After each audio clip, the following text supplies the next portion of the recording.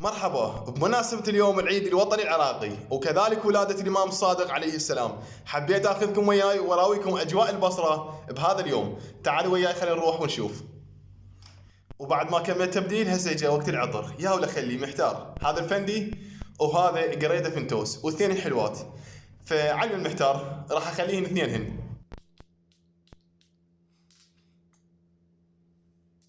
وبعد ما كملنا وجهزنا روحنا خلونا نطلع ونشوف.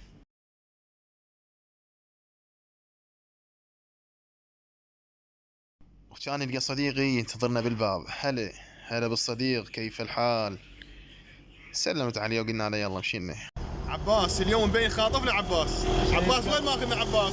سفاري انا عز قلبي سيد كلام ماخذ للكورنيش ان شاء الله. يعني اليوم ماخذنا جوله اليوم؟ اريد اونسك على الاخر كلش يا ابوي خلي نشوف الونسه على الاخر. على الخشب دقينا هلا ينحسد مهدينا هلا الحاجب بعينه ويلا طشوا الواخلي.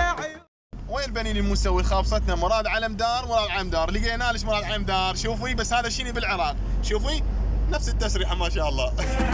ويلا طشوا الواخلي عيون حلوه هاشميه وهاي فرحه مهدويه واللي يحب يتبع. واخيرا وصلنا الى كورنيش. تعالوا وياي خلينا نصور. تعالوا شباب، شنو عفتوني؟ ومثل ما تشوفون الكورنيش فارغ تقريبا، بس احنا وكم عائله. الظاهر اليوم ماكو احتفالات، راح نرجع. بدر هاشم يكتمل هالليله بالفرج كل الناس تدعي له. الله يقول لك هلا يا شيخ المرجله امتالتك كربله. وبعد ما قررنا نرجع بدت العالم تجي وبدت العالم تسوي احتفالات مثل ما جاي تشوفون. فدوى روح انا وهلي شايل جمال هيبة علي يا المهدي، بس انت الولي غيرك ولا واحد. والما يوالي بدولته يتأكد من الجابته، لا سيف غيرك لا فتاه يا حضرة القائد. صوت بساس الموالات انت اللي يشهد لك حيدر، رسمك مجبورة انت تشبه عباس بالصورة.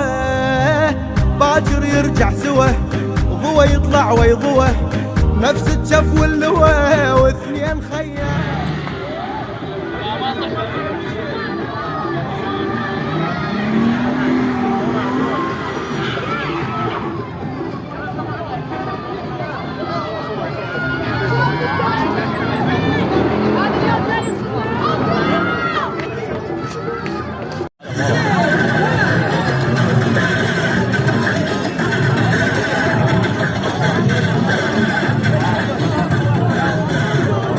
هنا وصلنا لنهاية الفيديو، لا تنسون تسوون لايك وتشتركون بالقناة حتى توصلكم فيديوهاتي. تحياتي لكم.